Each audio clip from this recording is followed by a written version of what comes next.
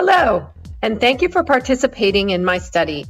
This video is to help you think about cigarettes, your smoking, and historical things that have happened in the United States. As you watch this video, I'd like you to think about the events that you see, where you were, who you were with, what these events meant to you, how you felt, and what you might have learned. Did any of these events change your smoking? After the video, I'll ask you to tell me stories about your life. The story I'm going to tell you today starts in 1964 when Surgeon General Luther Terry announced that cigarettes cause lung cancer and heart disease. There was a very strong relationship and probably a causal relationship between heart disease and cigarette smoke. After this event, the field of public health started working on ways to educate the public about smoking and their health. The first thing that happened was that warning labels were placed on cigarette packs. In 1969, cigarette advertising was banned on radio and TV. Take a Winston break. That's it! Winston is the one filter cigarette that delivers flavor 20 times a pack. Winston's got that filter blend. Yeah, Fred. Warning labels were added to all print cigarette advertising in 1972. In 1976, the non-smokers grassroots movement started, which began the process of restricting smoking in public places. 1977 was the first Great American Smokeout, sponsored by the American Cancer Society. This annual event encourages smokers to quit for a day. In 1984, cigarette pack warning labels changed to the ones we see on our packs today. In 1986, we began to learn about the chemicals in secondhand smoke when the Environmental Protection Agency announced that secondhand smoke contained cancer-causing chemicals. 2 years later, in 1988, we began to hear about nicotine as an addictive drug from Surgeon General C. Everett Koop, who said that nicotine is as addictive as heroin and cocaine. Remember that tobacco contains nicotine. Nicotine's an addictive drug, and that's why 43 million Americans still smoke. They cannot kick the habit. It is not just something they can kick when they want to, and they realize it. This was also the year that saw the first restrictions of smoking on airplanes. This warning light will now stay on permanently on virtually all 17,000 domestic flights a day in the United States. Only the handful of flights lasting more than 6 hours will allow cigarette smoking after today. Although there were laws that restricted sales of cigarettes to children in 1992, they were not being enforced. In this year, the Sinar Amendment required that states better enforce their age of sale laws so that children could not buy cigarettes. Another thing that the Sinar Amendment did was to remove vending machines from places where children could purchase cigarettes from them. In 1994, the FDA announced that it wanted to regulate cigarettes because of the drug nicotine. Eventually, the tobacco companies would take the FDA to court over this issue. One of the things that happened as a result of the FDA's announcement was that Congress called a hearing. And during the hearing, CEOs of the 7 major tobacco companies were asked to testify about the addictiveness of nicotine. Under oath, they all said that they did not believe that nicotine was addictive.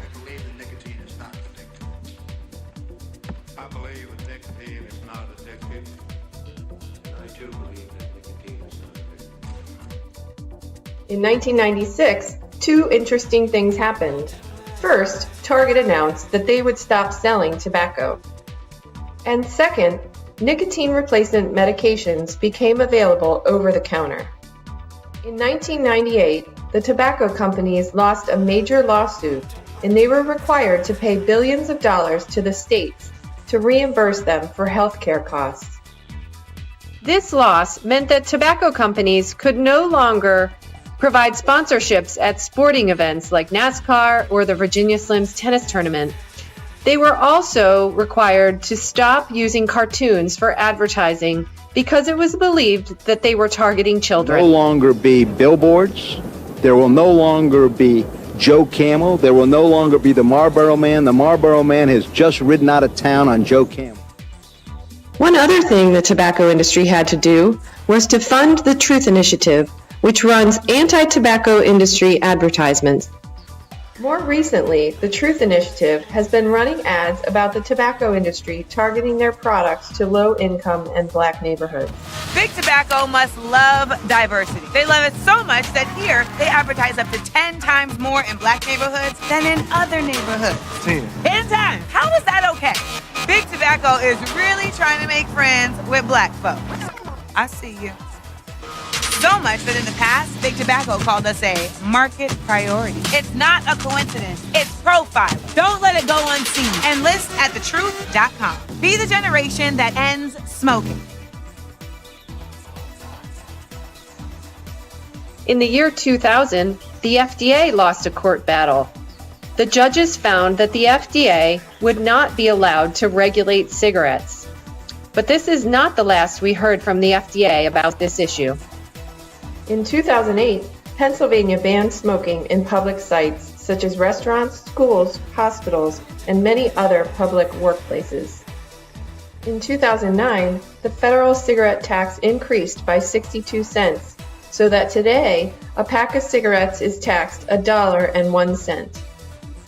Though the FDA lost their court case to regulate cigarettes in the year 2000, in 2009, Congress and President Obama gave the FDA the authority to regulate cigarettes through a law called the Family Smoking Prevention and Tobacco Control Act. The FDA created the Center for Tobacco Products and announced that they would begin to implement new product regulations. These regulations would extend to all tobacco products, including electronic cigarettes, hookah, cigars, pipes, and any other products on the market. In 2012, the Tips from Former Smokers advertising campaign started and has been running ever since. I'm Mary, and I used to be a smoker. I want to give you some tips about getting ready in the morning. Start your day,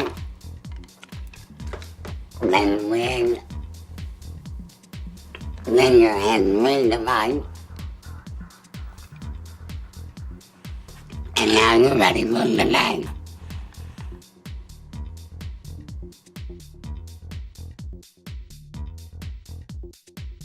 In 2014, CVS Pharmacy announced that it would stop selling tobacco products. Another advertising campaign, The Real Cost, started in 2014.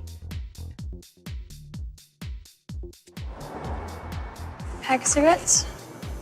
You need a little more, honey.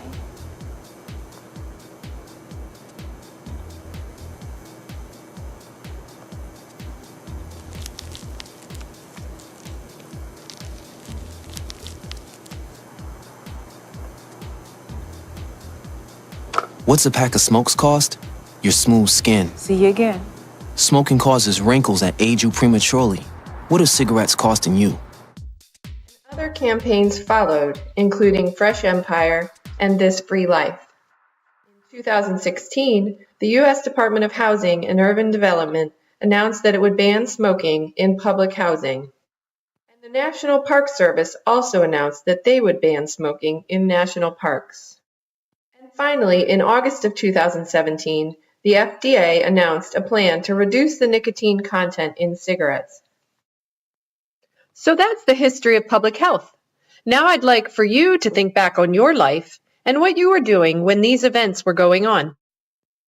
While you're thinking about this, I'd like you to consider what you learned, where you were, who you were with, what it meant to you, how you felt, and anything else related to your smoking. Then we'll talk more, and I'd like to hear your stories.